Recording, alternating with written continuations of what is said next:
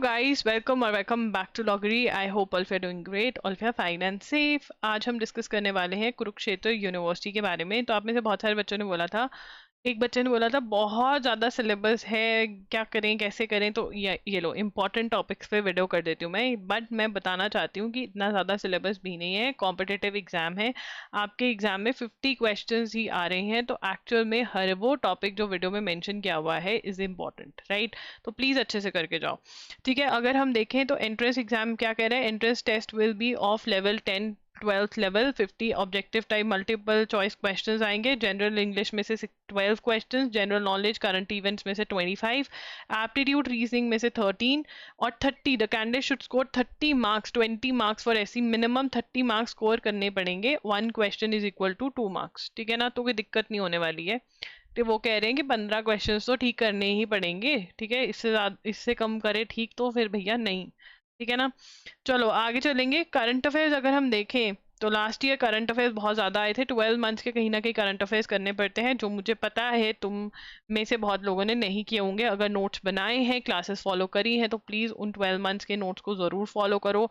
अपनी 10th जून तक के करंट अफेयर्स कर कर जाओ अच्छे से, ठीक है। बट आपसे अगर कुछ और नहीं हो रहा है तो एटलीस्ट 6 मंथ्स के उस साल के करंट अफेयर्स कर जाओ जिस साल में एग्जाम है, दैट इज जैन से लेकर 10th जून के करंट अफेयर्स। इसके लिए आप प्रतियोगिता दर्पण पढ़ सकते हो, मैगजीन।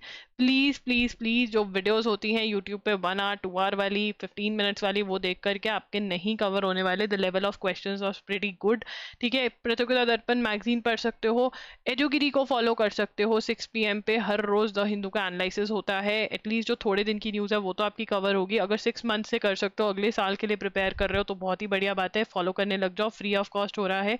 नहीं तो आप loggery.in पर जा सकते हो और वहाँ पे 1 शॉट्स हैं।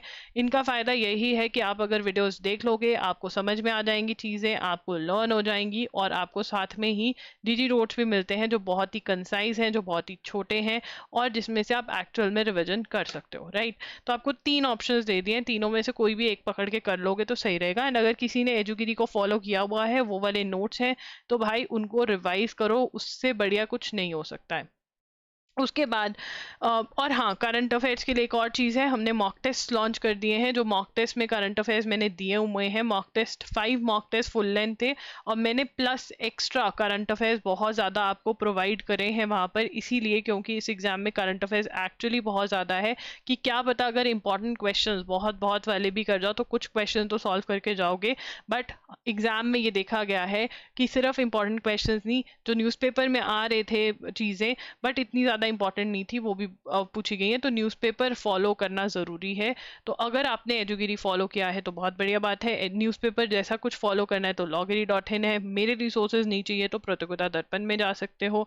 एंड अगर आपको लगता है कि नहीं है भैया इतनी पढ़ाई नहीं हो सकती है, सीधा ही सिर्फ कुछ कुछ पढ़ जाते हैं, जो होगा वो देखी जाएगा, तो फिर करंट अफेयर्स कर सकते हो। मॉक टेस्ट लगाओगे तो ऑब्वियसली आपको पता चलेगा कि आपकी वीकनेस है, आप उस पर इंप्रूव कर पाओगे।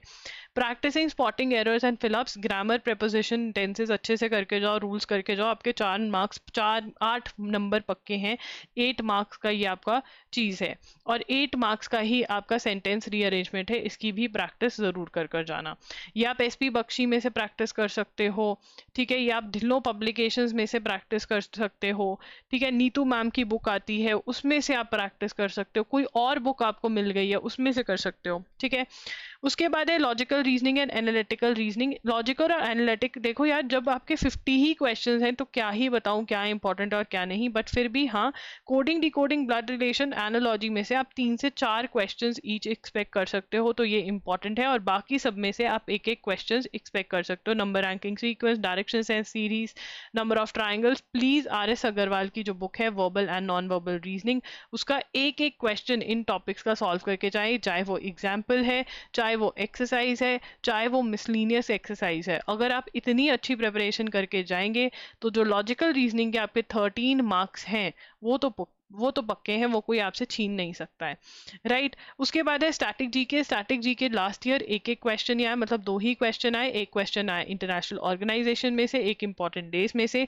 इसके आप MCQs जो हैं स्टैटिक जीके के, वो या तो अगर आपके पास यूनिवर्सल्स की बुक है उसमें से आप कर जा सकते हैं। यूनिवर्सल्स की बुक नहीं है, आपने किसी और एग्जाम की प्रिपरेशन नहीं करी है क्योंकि इसमें इंडियन कॉन्स्टिट्यूशन लीगल वगैरह नहीं है, आप अरिहंत की एमसीक्यूज की बुक आती है 2750 एमसीक्यूज वाली, उसमें से कर सकते हैं।